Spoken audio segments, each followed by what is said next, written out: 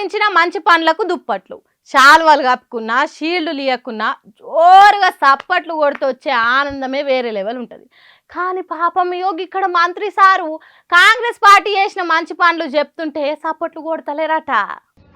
మహిళలేమో free bus అంటే చప్పట్లు కొడతలేరు, free current అంటే చప్పట్లు కొడతలేరు, ఇందిరమ్మ ఇల్లులు అంటే చప్పట్లు కొడతలేరు. ఇల్లు వచ్చింది మంచిదే కదమ్మా. అయ్యయ్యో ఎంత కష్టం వచ్చింది మంత్రి సార్కు, సాపట్లు కొడతలేరని అడుక్కుంటున్నాడు. ఫ్రీ బస్సులు ఎక్కుకుంటా కూడా సాపట్లు కొట్టకుంటే మంత్రి సారు ఏం చేస్తాడు చెప్పుండ్రి. బస్సులు ఎక్కుకుంటా, ఇందిరమ్మ ఇండ్లు తీసుకుంటా, సాపట్లు కొట్టకపోతే మనసు ఎంత కలుక్కుమంటదో మంత్రి సార్కే తెలుస్తుంది. పాపం ఎంత బాధపడ్డాడో ఏమో. మీ అందరికీ కూడా రుణమాఫీ చేసినారు 2 లక్షల వరకు. దాంతోపాటు మొన్న రైతు భరోసా ఏదైతే ఇచ్చినారో అందరికీ 6,000 రూపాయలు చొప్పున ఎకరానికి అందరికీ ఇవన్నీ కూడా టిక్ టిక్ టిక్ అని మీకు అకౌంట్లో పడ్డదా లేదా? అవునా కదా? ఉన్నాయా? మీరెందుకు కొడుతున్నారు?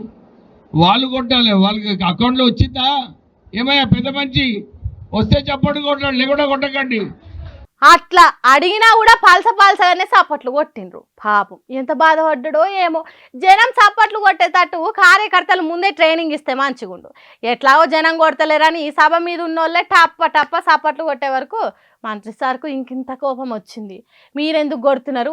సర్కారు ఇచ్చే పథకాలను జనాలు పోకుండా మీరే నొక్కుతున్నారా? మీకే ఎక్కువ లబ్ధి జరుగుతున్నదా? అందుకే జోరుగా సప్పట్లు కొడుతున్నారా అన్నట్టు కార్యకర్తను బెదిరించిండు. తర్వాత ఎట్లనో ఓ తీరుగా జనం చేత సప్పట్లు అడిగి మరి కొట్టించుకున్నాడు మంత్రి వివేకు. ఈ సోంటి కష్టం ఇంకెవ్వలకు రావద్దు కదా. జనాలు కొద్దిగా కాంగ్రెస్ పార్టీ మీద కస్సుబూస్తా అంటున్నారు కానీ వాళ్ళు చేసిన పనులు చిన్నగా లేవు. కాంగ్రెస్ సర్కారా మజాకా అన్నట్టు పనులు చేసుకుంటూ పోతున్నారు. ఎన్నికలలో ఇచ్చిన హామీలు ఒక్కొక్కటి వేసుకుంటూ పోతుర్రు. పైసల మంత్రి భట్టి విక్రమార్క సర్కారు ఏం చేసిందో చెప్తుంది నేనుండ్రి.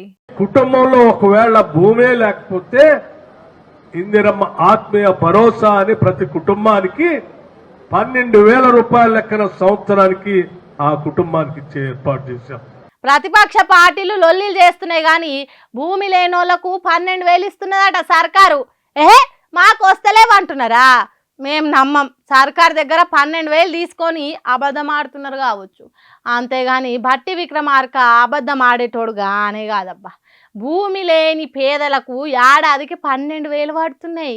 ఈ మంత్రి సాబ్ ఇట్లంటే ఇంకో మంత్రి సార్ చూడండి ఏమంటుంటాం. 70,000 మందికి ప్రభుత్వ ఉద్యోగాలు కల్పించిన ఘనత కాంగ్రెస్ పార్టీ ప్రభుత్వాన్ని.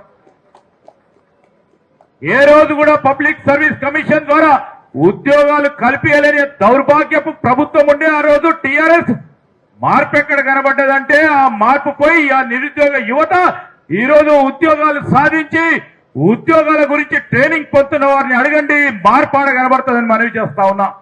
అదే 70,000 ఉద్యోగాలు వచ్చినాయి. మా ఇంట్లో పిల్లగానికి రాలేదని 70,000 ఉద్యోగాలకు నోటిఫికేషన్ కాంగ్రెస్ సర్కారు ఎప్పుడు ఇచ్చిందని అడగకుండ్రి. ఇచ్చింది, వచ్చినాయి, జాబులు చేస్తున్నారు. 70,000 ఉద్యోగాలకు నోటిఫికేషన్ వచ్చిన ముచ్చట మీకు తెలియకుంటే సర్కారుని ఏం చేయమంటారు? కాబట్టి నోటిఫికేషన్లు వచ్చినాయి అనేది నమ్ముండ్రి. ఇట్లనే ఇంకో మంత్రి గారి మాటలు కూడా వినుండ్రి.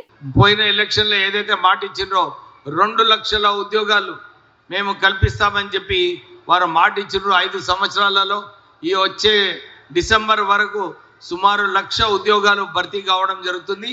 ఇంకొక 1,00,000 ఉద్యోగాలు వచ్చే 3 సంవత్సరాలలో అది కూడా భర్తీ చేసి ప్రభుత్వము కాంగ్రెస్ ప్రభుత్వం ఏదైతే మీకు మాట ఇచ్చిందో 2 లక్షల ఉద్యోగాలు భర్తీ చేస్తామని చెప్పి అది కూడా మాట నిలబెట్టుకుంటుందని చెప్పి మీ అందరికి చెప్తూ 2025 డిసెంబర్ వరకు 1,00,000 ఉద్యోగాలు భర్తీ అవుడు ఖాయం.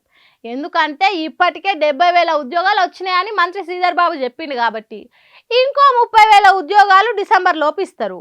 ఏంది నమ్ముతలేరా?